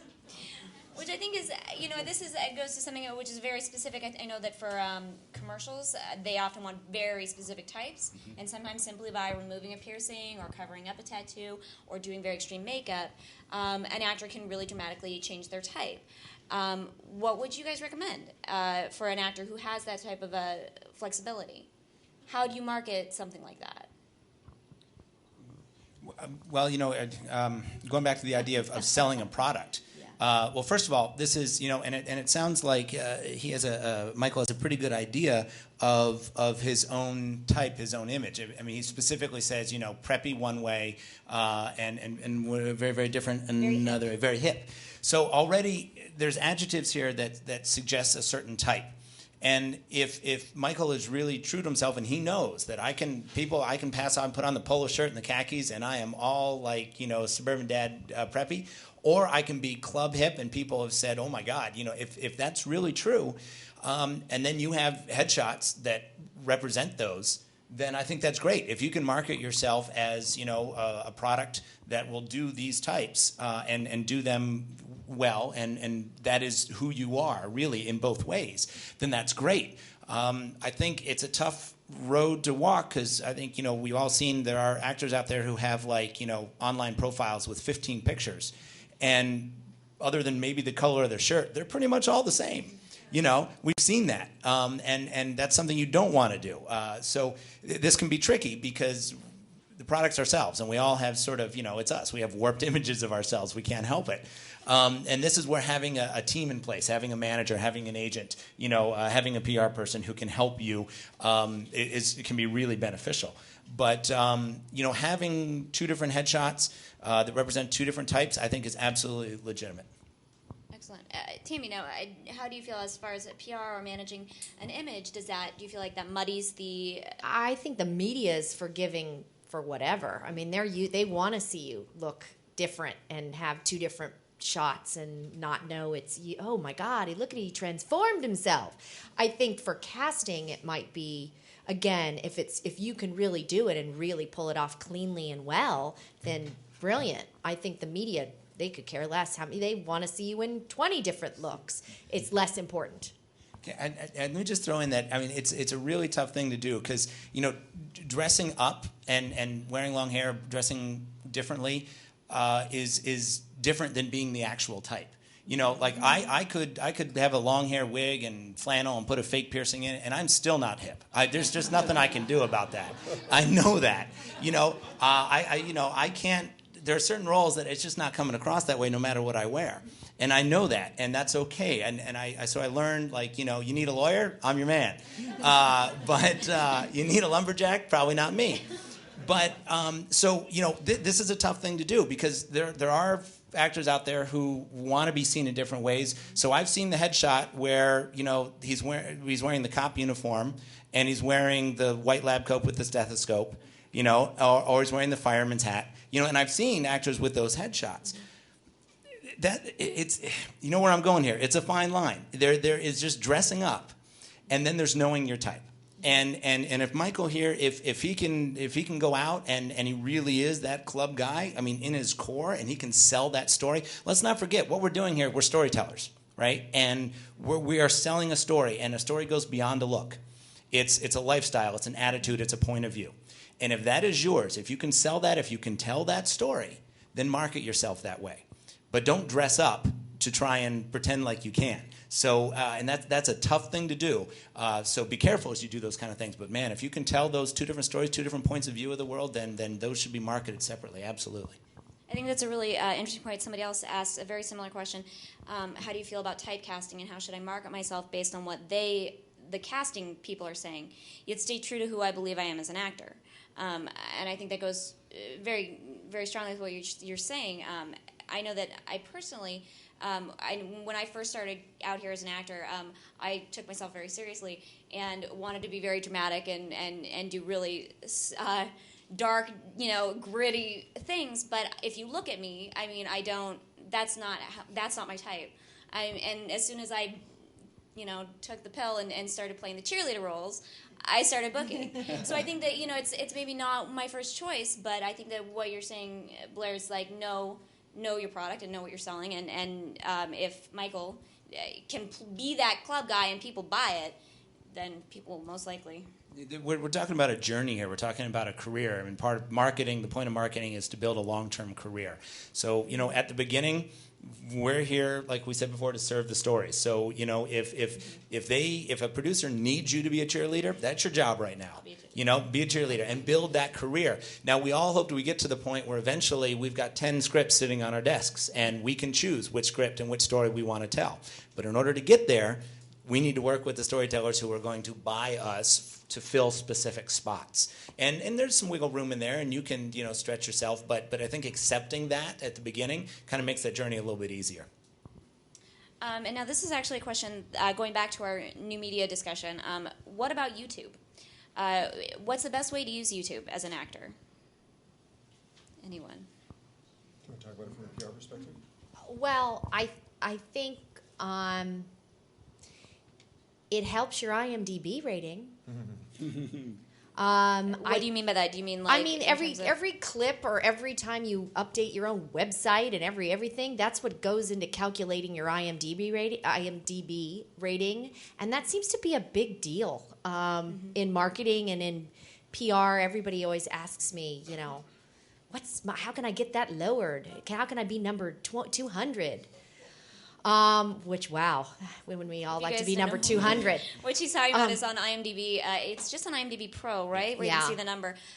There's something called your star meter, which goes up and down. And it really has nothing. And it really has nothing to do with the projects. No. It has to do with your hits online. But it seems that a lot of studios, a lot of casting pay attention to that number. So I think that the more projects that you can do well, that show what you can do, that you can post on YouTube or other sites or get them on, Funny or Die or things like that, even better, then I think that all helps in that way. It just puts more product that you've done out there. But be sure that you're doing stuff that shows what you really can do as an actor and a performer, and stuff that you're proud to put out there, not just you and your buddy drunk on Friday night. Stephen? And if you use YouTube or not is fine, but do all of yourselves a service and search your name and see what comes up. Because the worst thing you want to do is put content out there and have a lot of other things that come up with your name that's not representative. Because if you're not the first 2 or 3 or 4 video, third or fourth or fifth video, they're not going to find you. So you can use these things as tools, but be very, very cautious of what that public result is when somebody searches your name in these different sites. Because if there's content up that's not representative of what you want it to be, then you've got 2 issues. 1, they're not going to find you, and 2, they're going to find the wrong you, which is sometimes equally as damaging. So use the tools, but just go search and see what's out there around your name. I just wanted to make 2 points. One of them is, if you're going to be talking about YouTube, the first thing is you've got to have good material. So that means you've got to be out doing some good work. And then the second thing, just because it's an area of interest for, I think, a lot of people, is remember copyright matters. And so if you don't own the copyright to the material that you happen to have video for, don't put it on YouTube. And just be aware of that. At some point, you don't want to find yourself on the other side of that equation where somebody has taken your stuff and put it up there as well. But I think the more important thing about YouTube is if you've got great stuff that you own the rights to, that you can, in fact, put up on YouTube, it may, in fact, be another way that people can notice you. It's not hard to find stories about people who've been discovered through projects they put on YouTube. And actually, a lot of the bigger agencies here in town have people whose job it is to basically surf YouTube and Funny or Die. And I mean, that's their job, is to go out looking for the next big thing. And it does happen. I mean, and people win the lottery too. But it does happen. So, if you have a project you believe in, YouTube can be a great distribution channel. And sometimes it doesn't have to be the most direct. I worked on a project that started with Strike TV. The WGA created an online network to do projects during the strike. And I worked on a project that started on Strike TV, but then ended up on YouTube as well because the producers behind it wanted as much distribution as possible, and it gained a following on YouTube because of that. And then YouTube, they use that to drive traffic back to Strike TV. And as people do more and more of these webisodes, you can have it on its original website, but then also mirror it on YouTube, and that can absolutely be a great way for people to find you. It goes back to what we were saying earlier about always having a next project. YouTube, and I think that's a great way for actors to take it into their own hands, to have a next project lined up. And I just wanted to go back really quick to IMDb as far as just from my own personal experience. I was shocked and horrified when I went into an audition for a TV show, and instead of my headshot and resume, they had just printed my IMDb page, which was blank at the time. But there's nothing I could do about the fact that my credits weren't on IMDb because I had no credits to list. But one of the things you can do on IMDb, I think it's free, I'm not sure. I think you can post one picture for free. But if you do whatever you can for free, and then if there's an upgrade to do something called IMDb Resume, you can post pictures on IMDb. And I think personally, as an actor, my personal experience, it's really important to at least have one picture on IMDb. And if you don't have a lot of credits, get your resume up there, and then just wait for the credits to come in. The other thing, too, is be on top of your credits on IMDb. You can't always rely on the production to list them. My manager will go in and they will call IMDb and get on their case about getting those credits. If you don't have an agent or manager, make sure that you're sending emails or trying to get through to IMDb. They can be famously difficult to deal with. But it is becoming this tool where I think everyone, it's an industry standard. So it's one of those areas, I think, where you need to make sure that as much as you can, make sure your information is current and up to date on that. And just while I'm thinking about it, too, it's something that I just found out. Now casting, apparently, it was something that I kind of, once I got represented, had kind of given up on because I stopped submitting myself through Now Casting. But I just found out that a lot of casting directors, theatrical casting directors, actually use Now Casting to send your audition tapes to producers or to executives. And what shows up on there is your profile and a resume if you have it listed and your headshots. So I didn't know that, and I think that it was a good lesson for me to remember to always keep everything updated as much as you possibly can. LA Casting, Casting Frontier, Now Casting, Actors Access, anything that any casting director might use, because they don't all use the same one. You never know when it's going to be what casting has when you walk into the room for an audition. Now casting is free as well now. I'm sorry? Now casting is free. Now casting, yeah, Now Casting is free. And I know that Actors Access also is a free, it's free to put up your profile, and at least a little bit of a resume, some important tips. Okay, so then to get back to questions, I'm sorry, Susan Margolis had a question is for Tammy. Is it a good idea to give someone a bio of you along with your headshot and resume in an audition? I guess, and I think the bigger question there is, what is a bio for? How do you effectively use that as an actor as opposed to just your regular standard headshot resume? I hadn't heard of it being used in an audition, so try it and find out. Typically, the way I use a bio is when I send out a press release and I have interest from someone in the media who wants to do an interview, I need to send them more details than about you. It's just really smart to have, again, going back to having it tell your story, having them learn something that they couldn't have gotten off of your website or you're just watching your reel or your resume or from my press release. However, I do include typically in a press release, like one of the last paragraphs is a little tiny mini bio. It's a miniature version of your bio on there just so that they can kind of get familiar with who you are or what your credits or your background or your history is. I like to also include your bio in presentation kits to send out if we are trying to get you better representation or get you into a meeting to try to meet somebody. It's part of that whole kit because, again, people like to hire and work with and take meetings with people that they think they're going to get along with and that they're going to like and that they think are fascinating. You never know when somebody's going to read on there and realize, oh, you are a trapeze artist. Wow, I've always wanted to do that. You laugh, but it's on there. Work that into your bio, because that's something that wouldn't be typically on your resume unless it's in maybe special skills. But if you're not expert at it, don't put it on special skills.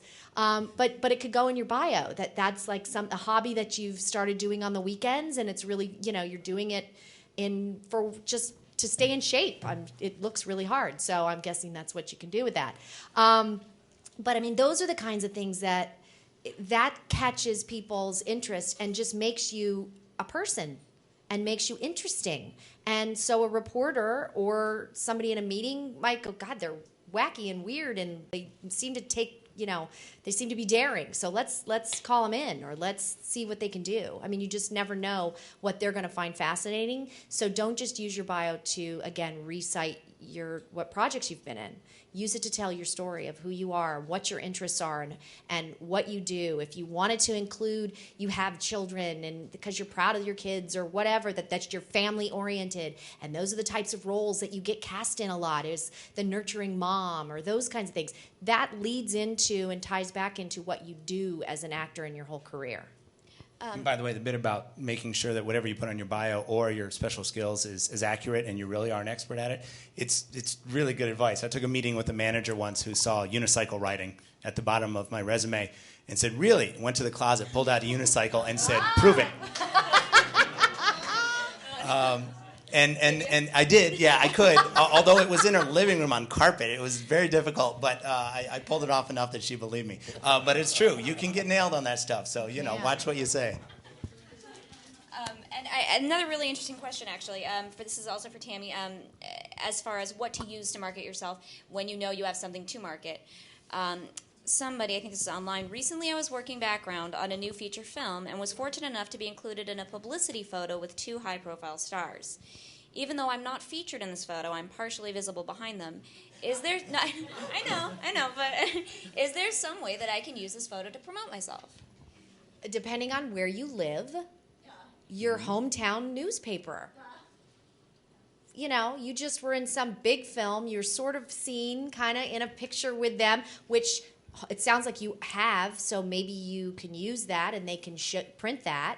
And remember, too, your newspapers, again, sometimes they have separate reporters that handle the online content. So you could go to 2 sets, find out if there's a different editor for each one. You can also submit to either one of those. But I think that's a great place to start. You can also, though, that's the kind of thing you would post on Facebook.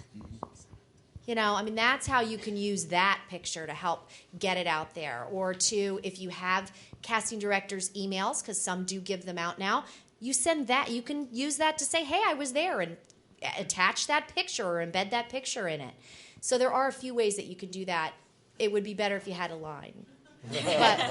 But and it's something to watch out for, because actually in an interview with a casting director, they told us a story. Talk about building relationships and not building bad impressions. They had a meeting with an actor who talked about being in a film that they had done background work with and said, oh, this is great. I just finished this great role in the film.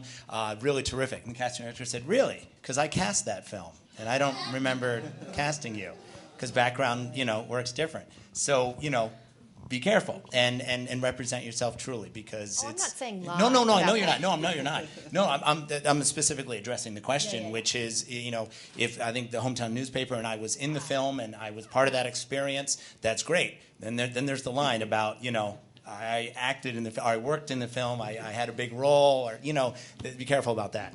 You might even approach your hometown newspaper, and this is an idea I just had. You might approach your hometown newspaper about, can you write a first-hand account of what it was like working on that set? And you've got that photo. Mm-hmm.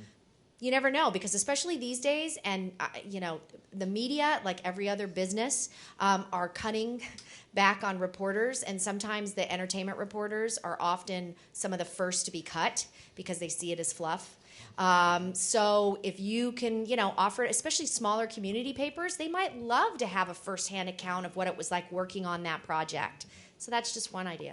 Being on set and learning about what it's like to be on set is valuable experience. Even if you didn't have a line, it's part of the training. And if you're honest about that, working on a set and learning and part of that training process, if you're just starting out, that's great experience that you can talk about in meetings when you meet with people. Again, I think my mind works oddly. Because I love Tammy's comment, but what I would, if I was going to do that, then if I had the reporter that was writing it, the first thing my mind went to was, wow, could I go back to the two actors I was sort of standing behind and tell them I'm going to get covered and see if I could somehow weave them into the story or see if they'd be an interest. And all of a sudden you've got a direct relationship to the actors who you were standing behind, but if you got them involved or they somehow helped you, you're taking that relationship a step further. It helps the reporter. It helps you. You might be able to approach the production and just ask if you can submit via email, especially if they're still in production, a quote. Can I just get a quote about the project from them? I'm working on this. I was an extra in this. Or approach their people, whoever, their agent or whatever. Say, can I email in a question? And that would be a great way then to then get a quote for your article, which is just one more thing then that would make your hometown newspaper's like hair stand on edge. Thanks, you guys. We actually have to wrap it up now, but if I could just ask for any final words of advice, words of wisdom that you guys have. Blair. Well, I think the theme that we've touched on all night long is remember that this is a business. It's about building relationships, that you're a pro in this town. You're a freelance professional, and your job, your goal is to build relationships with other freelance professionals. And when you look at it that way, your marketing becomes more specific. It becomes targeted, which is going to give you a lot better return than these huge mass mailings to people you don't know, which we've always said is like driving down the 405 and throwing postcards out the window and hoping they land on somebody's windshield, which actually might happen in this town. But I tried it. It didn't work. But being able to walk into a room and even change the air in an audition room by knowing that you're a professional, you know what they're working on, you know what they do, you've learned about them, you want them to learn about you. I hope we can work together now, but if not, in the future. And you concentrate on building those long-term things with people who are going to need your services, then you're setting yourself up for a career. And that's what we're all here for. It's not about just booking that next job. It's really doing the legwork to establish that long-term career. It's a lot of work, but ultimately really worth it too. Brian? Well, I just want to say, those of you who are watching on the internet, you probably can't tell, but these guys in the front row have got some really awesome, comfy seats. And I tell you, if I ever do this again, I'm not sitting up here. I'm going to get in early. I'm going to sit down here in this front row. But all you guys stayed awake through the whole thing, and that was really awesome. Thanks everybody for coming. There's a million questions. This is a hard business, and for every time somebody says do this, this, and this, and you'll have success, then there's always another story about somebody who did the exact opposite and they had success. And sometimes you have to, learn what other people have done and either follow that trail or sometimes say, okay, for specific reasons, I'm going to do things a little bit different. And we sit up here and we tell you, oh, this is what's going to work, or here's what you should do. That's what we're here for. But take charge of your career. Make choices that make sense for you, even if I told you to do it a whole different way, because ultimately you've got to own that for yourself. Tammy? I think just be proactive. Think about, more often than not, a lot of people also, a lot of actors that I've worked with think to themselves, oh, yeah, I only had one line in that. That's probably just not enough. And I always tell people, you're never going to know unless you go out there with it and put it out there to the media to see if it's enough to get you anything or to have a blurb or anything like that. So be proactive. Shoot me an email and tell me what you've got going on, and I'll tell you what my thoughts are. I'm always willing to tell people, what I think you could do or give it or ideas that I have. So just be proactive, and you are enough. Stephen? Probably the same theme. It's really about treating it like a business and being proactive about who you want, what you're good at, what you want your career to be like, and really trying to find a way to add value, not only in what you do, in what you bring to the table, but what you can do to help others. Because if you can learn how to help others, they're ultimately going to help you. And really trying to approach things in a standpoint of who do I want to meet, how can I meet them, and what value can I add, will separate you from the majority of people who are hoping things happen. That's a great point. Thank you guys so much. Thanks very much, everybody. One quick last order of business, the raffle that we have to, we get to give prizes.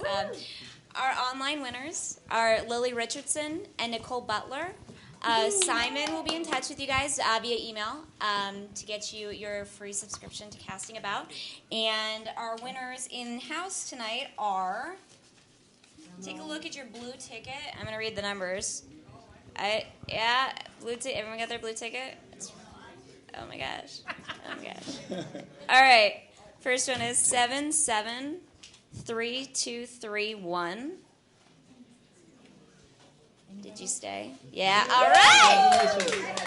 Stick around, and we will get that to you. And then the next one is 773221. Yes? All right. So you guys, before you leave, come stop by, and we'll get you all set up. Thank you guys so much for tuning in. Thank you. Thanks again to our panel. They were awesome.